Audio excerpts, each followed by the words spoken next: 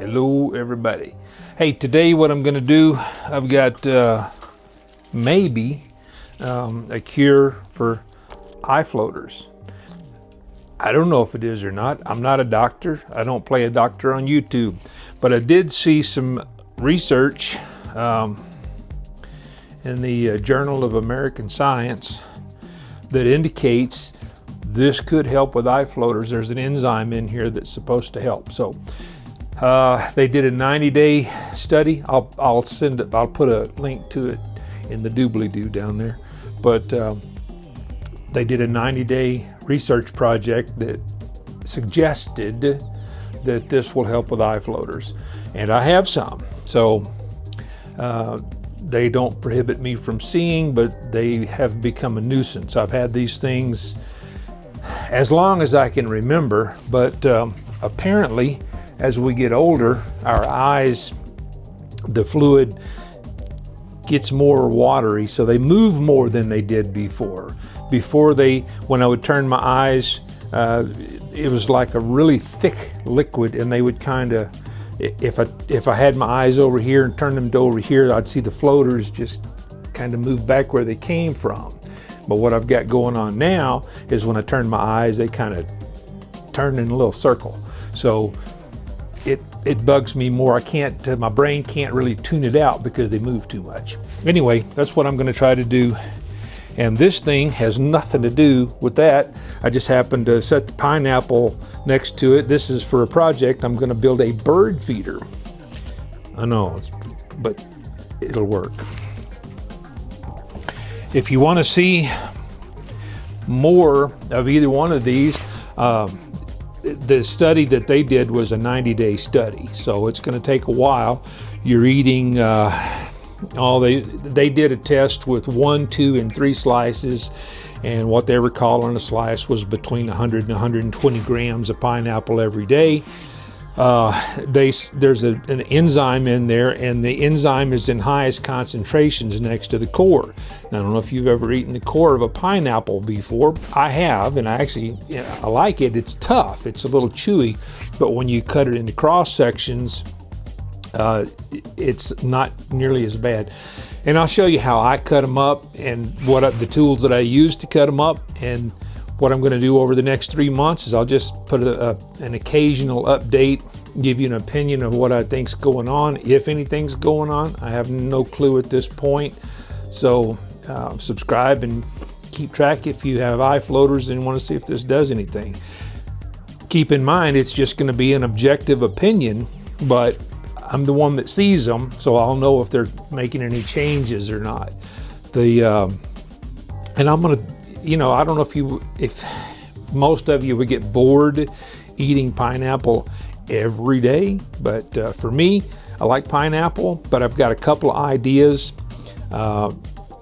where you can actually, I slice it and then just put plastic over the top of it so that it keeps it kind of fresh. Or if you want to do the whole thing at one time, you could core it and then cut the cores into pieces and put in with it. You can put it in a blender, you can make a smoothie out of it, you could throw a banana in with it in the blender, or some blueberries or something.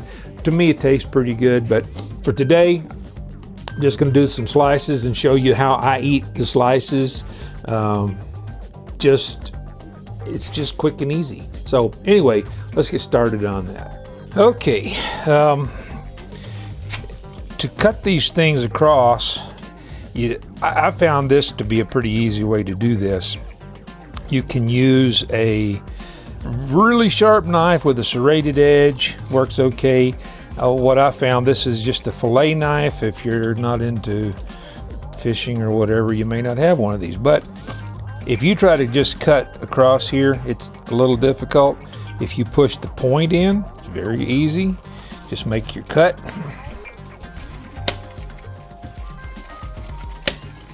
And the top of the pineapple's cut off.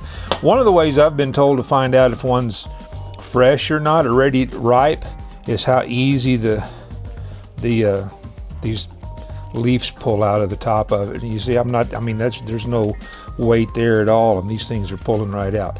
So, and it's proven to be a fairly effective way, at a produce department told me about that once. So get that out of the way, and this is what I am calling a slice, and I actually have weighed it on my scales, and it comes out pretty close. It comes out around 100 grams for a slice that thick. And you just cut the edges of it off.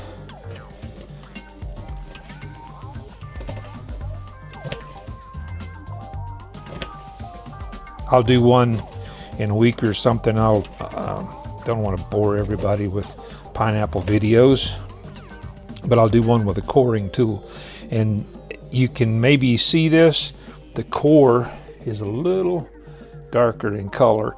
And what I do to make this for myself, I cut across the pineapple in little slices.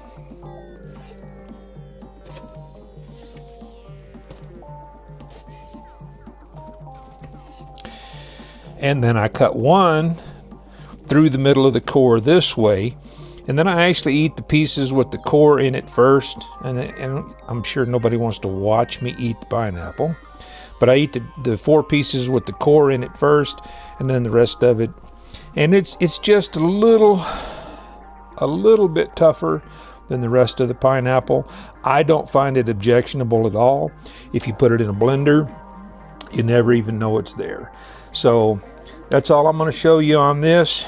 And I got a couple of things to say as I wrap this up. We'll get to that.